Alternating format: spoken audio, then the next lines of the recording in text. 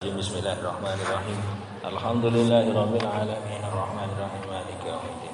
Iyyaka na'budu wa iyyaka nasta'in ihdinas siratal mustaqim. Siratal ladzina an'amta 'alaihim ghairil maghdubi 'alaihim waladdallin. Bismillahirrahmanirrahim. Alhamdulillah kita masih diberi kesehatan dan mudah-mudahan kesehatan yang dilimpahkan dan menjadi karunia terbesar Tuhan, mudah-mudahan berkah untuk kita semua, untuk bekal ngabdi kepada Allah Subhanahu wa taala. Sebelumnya kemarin kita sudah membahas tentang najis hukmiyah dan najis ainiyah, yang mana kedua najis tersebut mengenai badan, pakaian maupun tempat. Serta sedikit disinggung tentang najis mughaladah, yaitu najisnya kalbu. Yang kemarin belum disinggung adalah najis mukhafafah ya. Najis mukhafafah ini kan adalah najisnya anak bayi laki-laki yang belum mengkonsumsi selain ASI dan belum berusia genap 2 tahun. Bahasa kemarin berkaitan dengan cara mensucikan najis ngainiyah yang mutawasito ini dengan mencuci sampai hilang warna atau rasa atau rupa. Sedangkan untuk najis mughaladah ini yang pertama itu setelah hilang ini berarti masih butuh 6 kali lagi, yang salah satu dicampur dengan debu. Ya. Sekarang berkaitan dengan najis ngainiyah. Kalau najis hukmiyah, berkaitan najis hukmiyah, mari kita cukup hanya menyiram dan memeratakan air, ya. Dan setelah itu sudah cukup, karena ngainiyah sudah tidak ada warna, tidak ada rasa, dan tidak ada rupa, sehingga hanya cukup disiram ya, rasul man. Nah, kemudian berkaitan dengan sarana yang untuk mensucikan najis, kemarin sedikit disebut tentang air. Catatan dalam fikih paling tidak di air sebagai alat untuk mensucikan atau untuk bersuci, mari diklasifikasikan menjadi 2, yaitu air yang kapasitasnya minimal 2 kulah atau lebih, dan air yang kapasitasnya 2 kulah atau kurang. Berkaitan air sebagai alat untuk mensucikan, baik ya, kurang dari 2 kulah atau lebih. Berkaitan dengan mensucikan, bismillahirrahmanirrahim. Idza kana al-ma'u dunal qulatain fa adkhala al-mutanajjis fihi lam yadhur wa tanajjas ma bimulaqatihi. Jadi jika ada opo al-ma'u air iku dunal qulatain, kurang dari 2 kulah. Kemarin 2 kulah dari menurut penelitian Dr. di Mustafa Mesir sekitar 196, dan yang ada di Fiqhul Wadah 206 ya, salah, 216 200 lebih. Jadi apabila airnya kurang dari 2 kulah,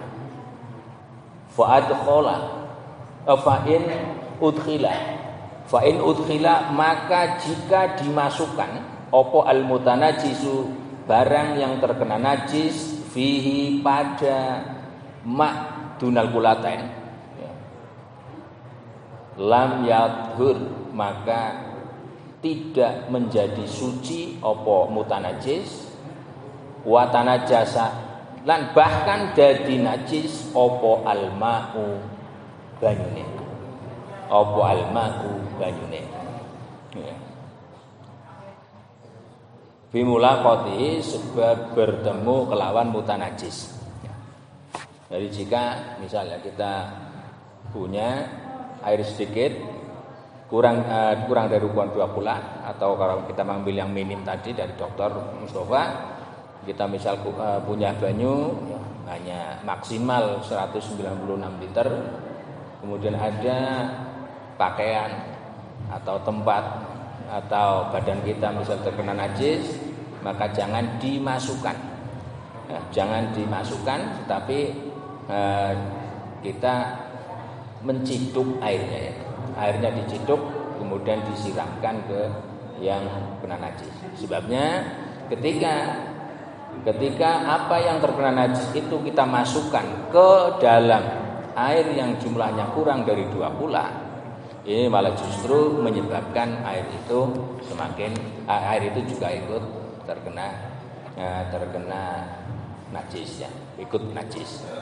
Lah, ini nanti bisa kita kembangkan bagaimana ketika kita ya, di kantor ini misal PAM mati sehingga kita hanya punya air 1 ember, padahal kita mau sholat. Tidak usah bingung. Tidak usah bingung kalau memang 1 ember itu air suci, ya kita wudhu dari airnya 1 ember itu, tapi dengan cara kita ciduk, jangan kita masukkan. Ya, kita ciduk. Lah seandainya tidak ada ciduk,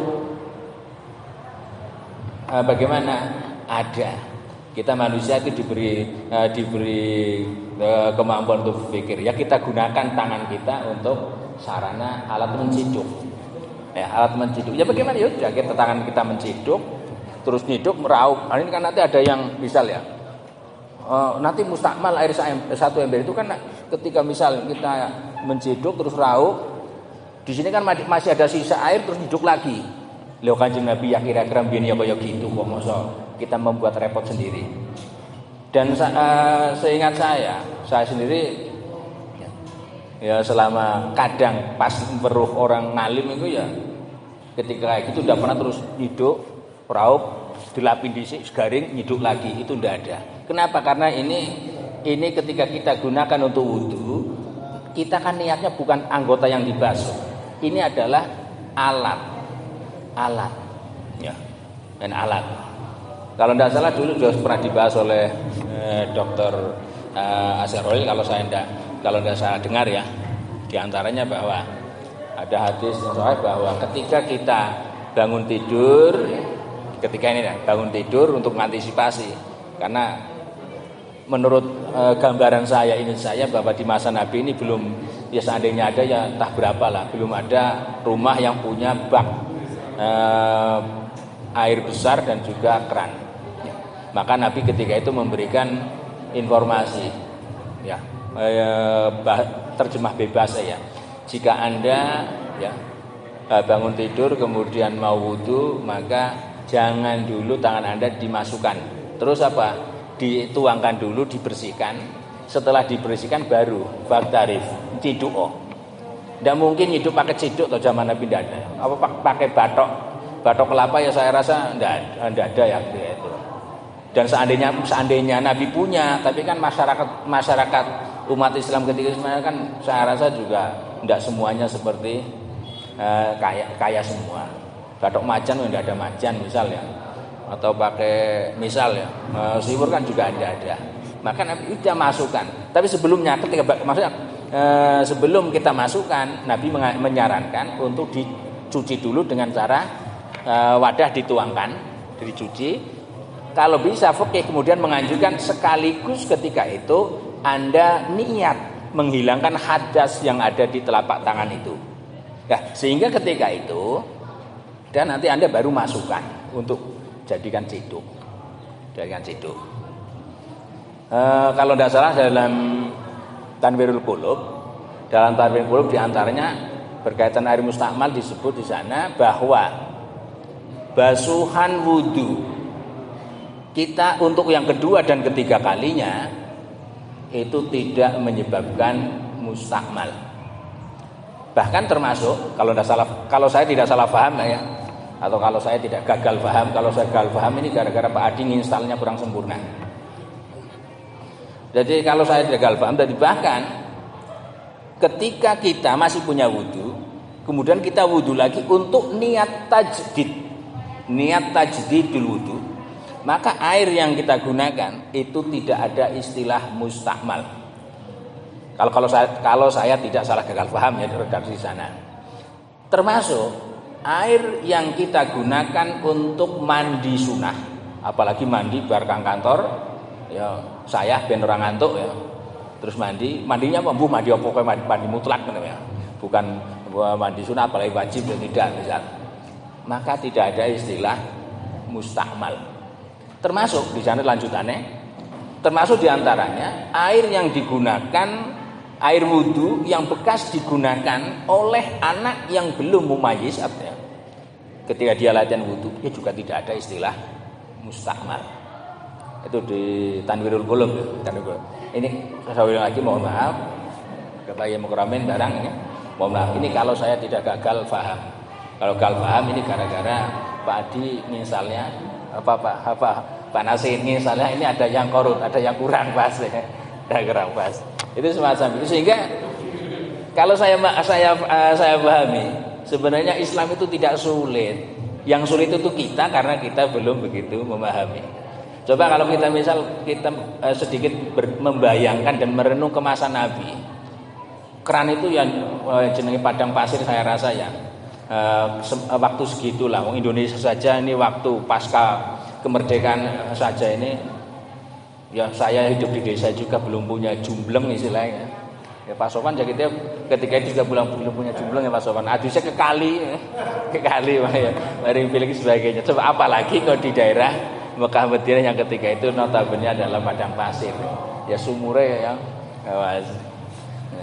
Beda dengan Pak Adi. Orang mesti adus. Itu ya, nanti kembali lagi ke ini tadi, apabila benda yang terkena najis, baik itu najis najis hukmiyah, najis yang tidak tinggal hukumnya, maupun najis ainiyah, najis yang masih ada bentuknya, mau dicuci dari air yang kurang dari 2 kula, kok kita cemplungno, kita masukkan ke air yang kurang dari 2 kula, maka air itu menjadi najis dan baju itu atau apa yang ingin kita sucikan juga tidak suci. Lah caranya bagaimana? Ya kita ciduk dulu, kita bersihkan dulu misalnya. Kalau mau merendam bagaimana? Ya kalau mau merendam kita usahakan kalau yang kira-kira ada najis kita sucikan dulu, ya, baru kita rendam. Kalau tidak ada najis ya sudah langsung cemplung, tidak masalah kalau karena tidak ada najisnya. Ya. Nah, itu berkaitan dengan mensucikan ya. Wa yajibu ngalal istibra'. Nah, kemudian kalau airnya kurang lebih dari 2 kula, ya nggak lebih dari 2 kula, bagaimana? Bolehkah kita masukkan barang yang najis yang mau kita sucikan? Boleh. Tapi ada yang perlu kita perhatikan. Pertama, jika nanti barang yang kena najis yang mau kita sucikan airnya lebih dari 2 kula atau lebih, kemudian kita masukkan ke sana, ya. Atau misal aja penak, tangan kita misal kena bar ngudhe wudun apa ngudhe apa ya, terus kena darah, ada air ukuran 2 kula, kita langsung ngumbah ke dalam ya, misal. Bagaimana bisa suci? Tidak bisa. Catatannya apa? Jika air itu ketika untuk ngumbah tangan kita yang kena najis, airnya tidak berubah, maka air itu tetap suci dan tangan kita yang kena najis insya Allah suci. Tetapi ketika misal tangan kita kena najis kemudian ada air 2 kula, kita langsung cuci kopok di situ banyak. Setelah dinta, loh airnya kok jadi kotor, keruh gara-gara najisnya di tangan kita, najis yang ada di tangan kita, maka ikut najis. Itu ya. Lah bagaimana? Ini najis. Lah bagaimana ketika tangan kita kotor, terus tangan kita ingin, maaf ini dalam tanda petik kotor tapi tidak najis ya, tidak hanya kotor bukan karena najis. Bagaimana jika tangan kita kotor kemudian kita mau mencuci ke air yang kurang dari 2 kula? Jika tangan kita kotor bukan najis ya, kotor, ada air kurang dari 2 kula dan kita ingin mencuci tapi langsung mengkobok, air itu berubah? Tidak. Ya kita bersih, tapi kan nanti air itu tidak bisa untuk mensucikan sehingga kembali netral lagi. Kalau sudah netral lagi boleh untuk bersuci. Lah bagaimana jika ya, airnya banyak, air 2 kula atau lebih, ya tangan kita kotor, juga kita cuci di situ kopok, airnya berubah, itu juga berubah ya, karena kotoran, bukan karena najis. Ini jika kotornya yang menyebabkan air berubah ini hal yang tidak dibutuhkan untuk kemaslahatan air itu, maka air itu sementara sebelum netral ini belum boleh digunakan untuk raf'il hadas. Lah bagaimana ketika keran kita sedang dikaporit? Permasalahannya tinggal yang perlu kita teliti, kaporit itu untuk kepentingan dan kemaslahatan air ya, atau kesengajaan kita atau bukan. Kalau itu hal yang harus untuk kemaslahatan air, bagi saya itu tidak menyebabkan air itu tidak boleh atau berubah tidak boleh untuk digunakan. Karena itu kemaslahatannya saya rasa lebih besar untuk kepentingan menjaga kesterilan dan kemaslahatan air. Kira-kira gitu ya Pak Anung ya. Kaporit untuk pam itu maslahatan air ya. Karena kalau salah itu diantaranya untuk membersihkan lumpur dan sebagainya yang ada di aluran. Tapi ketika misal kita itu kondisinya kok tidak terlalu lama dan tidak menyebabkan masakot, kita menunggu ya itu lebih baik. Ya, lebih baik. Ini terus berkaitan bagaimana air yang berubah tadi, berubah karena bukan najis. Kalau tidak boleh digunakan untuk bersuci, kira-kira bagaimana? Dibuang? Tidak usah, jangan dibuang. Tunggu sampai steril kembali. Kalau kita tidak sabar, campur dengan air yang banyak sehingga nanti jadi steril. Ya. Termasuk juga nanti air yang bekas kita gunakan untuk raf'il hadas, menghilangkan hukum hadas. Kalau sedikit itu kan mustakmal. Kalau masih bersih dan kira-kira layak, apalagi kita nanti hidup di daerah yang tidak begitu banyak air, jangan dibuang mubadir. Nanti ditampung sampai misal kalau ditampung sampai jumlah cara fikih 2 kulah sudah tohir mutohir kembali. Ya. Lah seandainya air yang berubah entah karena digunakan untuk raf'il hadas bersuci menghilangkan hadas atau berubah karena hal lain, bagaimana? Ya juga kalau kita biarkan kemudian nanti suatu saat steril, maka ketika steril ini secara fikih sudah kembali lagi menjadi tohir mutohir. Begitu juga berkaitan apabila ada air yang kurang dari 2 kulah terkena najis, ini diusahakan kalau memang kita dalam kondisi daerah yang tidak begitu banyak air, ya mungkin jangan dibuang, kemudian kita barangkali kong kali kong dengan tonggo untuk dicampur sehingga mencapai 2 kulah. Maka ketika air 2 kulah itu misalnya dari kita sedikit, misal kok tampung dengan teman-temannya, padahal air yang kita sedikit terkena misal ya kotoran tikus, misal kotoran tikus kita buang terus kita tampung dengan teman-temannya, akhirnya mencapai 2 kulah, semuanya menjadi suci, mensucikan dan tohir mutohir kembali. Ini ya gitu. Sehingga dengan kata lain, air mustakmal yang kurang dari 2 kulah ketika ditampung saat menjadi 2 kulah kembali, ini kembali ke hukum asal yaitu tohir mutohir. Air yang berubah entah karena kotoran ya, atau berubah karena digunakan untuk bersuci, ini pada dasarnya sudah tohir ghair mutohir, suci tapi tidak bisa mensucikan hadas atau mensucikan najis. Maka supaya tidak mubadir bisa kita tampung menjadi banyak atau kita tunggu sampai steril. Air yang mutanajis, air yang terkena najis jika sedikit dan tidak berubah, ini juga bisa kembali menjadi tohir mutohir apabila ditampung dan nanti jumlahnya mencapai minimal 2 kulah. Apabila air 2 kulah yang berubah karena najis, apakah masih bisa kita gunakan? Masih kita bisa gunakan dengan cara satu, tunggu sampai dia steril kembali dari berubahnya ke asalnya, atau ditampung dan dikolaborasikan dengan air yang lain sehingga jumlahnya lebih banyak sehingga sifat berubahnya hilang. Ketika itu sudah, maka dia sudah kembali ke steril dan tohir mutohir kembali. Kira-kira gitu. Dan mudah-mudahan kita senantiasa diberi kesehatan yang manfaat dan berkah, dan mudah-mudahan yang para muassis kita senantiasa ditinggikan tempat dan derajatnya insyaallah, dan mudah kita mendapatkan luberan dari berkah-berkah beliau. Lahul Fatihah. A'udzubillahi minasyaitonir rajim. Bismillahirrahmanirrahim.